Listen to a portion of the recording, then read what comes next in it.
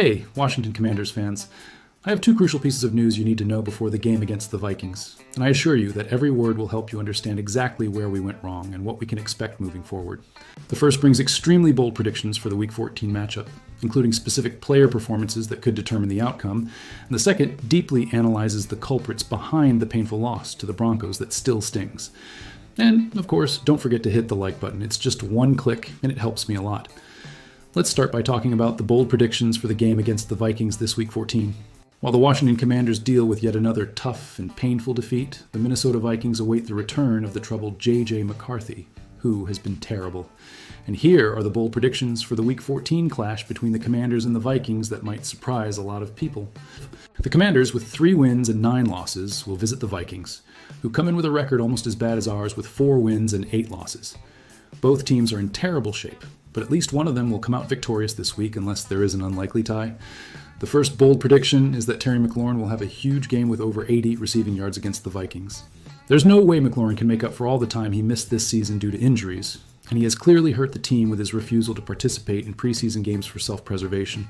But at least McLaurin put in a lot of effort against the Broncos, showing his worth. Ending the season on a high note would tremendously help him perform better in 2026 when it really matters. He had 7 receptions for 96 yards against a strong Broncos defense and scored a crucial touchdown. McLaurin exceeded the play limit set by the doctors, and he said he did it for his teammates, according to CommandersWire.com. There was a play count established, but he knew the game was balanced, and he was going to give everything he had for his teammates, saying to hell with the play count. Just having the joy of having the guys from the locker room supporting him and being out there on the field is something he doesn't take for granted. This showed a glimpse of McLaurin's true character, and he has always been a competitive player at heart. It's a shame he prioritized money over his teammates in the offseason, but that's life in the NFL, unfortunately. The second bold prediction is that Justin Jefferson will have 80 yards and a touchdown, even with the Vikings' horrible quarterback situation.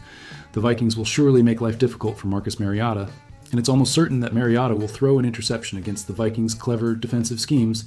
However, there will also be success in the passing game, and McLaurin will benefit from this success, as we already mentioned. But getting 80 yards for Jefferson will be tougher to achieve because the Vikings' quarterback situation is absolutely terrible. Jefferson's performance has drastically declined, but it's in no way his fault. The Vikings managed to find a quarterback so bad that Jefferson's status, once considered an exceptional receiver, disappeared completely. Against the Seahawks, Jefferson had only 2 miserable receptions for 4 yards. Just that statistic should have been enough reason for Max Brosmer to never play in the NFL professionally again. Jefferson ducked the media after the game, but who could blame him? If he were honest with the media, he could only say bad things about Brosmer, the team, and the entire organization. Remember, the Vikings cut Sam Darnold, who indeed faltered in crucial moments last year, but is light years better than McCarthy has been this year. According to NYPost.com, Vikings coach Kevin O'Connell understands what's happening and admitted that there's no way they can play offensive football like this and try to win. Remember that apparently O'Connell not only didn't want Darnold, but also turned his back on Aaron Rodgers, which is incomprehensible. Maybe O'Connell isn't the football genius some say he is, because one thing a coach needs to know how to do is evaluate talent correctly. Jefferson had 2 great games this season, and both happened with Carson Wentz as quarterback, and everyone knows how poorly Wentz has been playing throughout his career. So how will Jefferson get 80 yards and a touchdown with McCarthy, who will probably return from a concussion this week? The answer lies in the generous defense of the Commanders, which will protect against long passes, and Jefferson will get his yards in the intermediate zone. The third bold prediction is that Deebo Samuel of the Commanders will score an important touchdown. It's not like the Commanders are going to gain many yards against the Vikings, but they should be able to score 2 or 3 touchdowns in the game. And, unless there is a penalty for pass interference in the end zone that gives a first down and goal at the 1-yard line, they probably won't be able to get any rushing touchdown against that defense. This creates a perfect opportunity for Samuel, who has underperformed this season according to Pro Football Focus. He ranks only 60th among receivers with an overall grade of 69.8. Was that what the Commanders expected when they made the trade with the 49ers? Definitely not. But at least Samuel should have a positive impact this week finally. Who will come out victorious in this matchup between 2 bad teams? It seems that the Commanders step onto the field as the more competitive team at this moment. They lost 2 straight games in overtime, showing fight, and it's time to turn this around. Predicted score, Commanders 24, Vikings 20. Now let's move on to the second news that analyzes the culprits for the loss against the Broncos. There were special moments for the Washington Commanders in Sunday Night Football, including a historic achievement by Terry McLaurin, but in the end, what matters is that we lost. The most important and painful thing is that the Broncos secured the victory by 27-26, thanks to a spectacular defensive play by Nick Bonito. He intercepted a pass from Marcus Mariota that could have given the win on a 2-point conversion attempt. The moment was perfect for them, according to ESPN. Denver coach Sean Payton explained that they call this a Kodak moment when you have a timeout and the game is about to end, so you call the timeout, regroup, and calmly organize your thoughts. The challenge is that these plays are usually planned runs for the quarterback, which worried them, so they moved from one pressure to another. But there will always be a free player to press if you press the way they did, and you don't know who that free player will be because the protection changes. They left Nick open strategically, and the timing was perfect for them. The first major culprit for the loss is that the Commanders' running strategy was not effective enough throughout the game. Some might say that Washington ran for 143 yards, and find that quite good superficially. However, the Commanders only managed 58 yards on 4 considerable and explosive runs.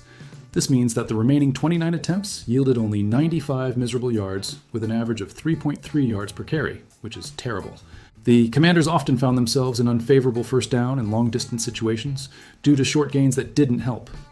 In most games, this would have resulted in completely frustrated offensive drives without points.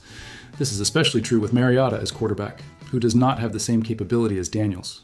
However, the Commanders managed to convert 8 out of 17 third downs against a Broncos defense that had been allowing a success rate of only 29%. Still, the Commanders have absolutely nothing special in the backfield right now. All that huge preseason talk about Jackery Kroski-Merritt has completely dissipated, and he can't even get on the field now, lagging behind veterans like Chris Rodriguez Jr. and Jeremy McNichols. This makes us fans lose faith in people like head coach Dan Quinn and general manager Adam Peters for creating absurd expectations around a player who has proven to be a total failure. The second major culprit is Dan Quinn himself, who took too long to take over the defense personally. If all the Commanders needed for a minimally competitive defense was for Quinn to assume the role of defensive coordinator, why the hell did he wait until the season completely crumbled? This clearly indicates that Quinn is either too detached from reality or not a strong enough leader to take responsibility when necessary. His excessive loyalty to defensive coordinator Joe Witt Jr. has been absolutely detrimental to the entire organization. Despite the season crumbling, the Commanders have shown an admirable defense for 2 consecutive weeks under Quinn's direct command, according to The Athletic. The improvement of the Commanders' defense since Quinn took over the play calling has been impressive considering where we came from.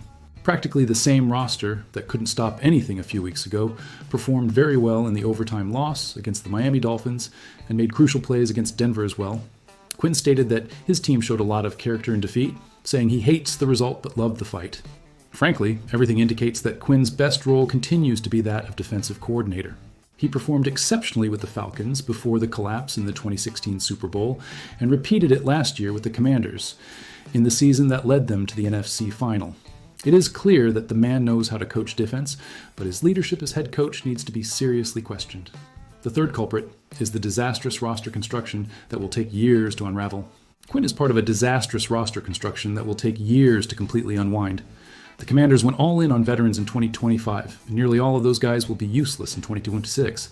But you only have a limited number of draft picks, and evaluate free agents tend to be older as well. The disaster of the Commanders may have no real solution until 2027 at best. Looking ahead, the Commanders have 2 games that they could possibly win before likely finishing the year with 3 consecutive losses.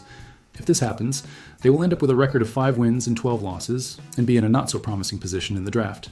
But there's also the possibility of the Commanders finishing the season with a record of 3 wins and 14 losses, which would likely be bad enough for a pick in the top 3 of the draft.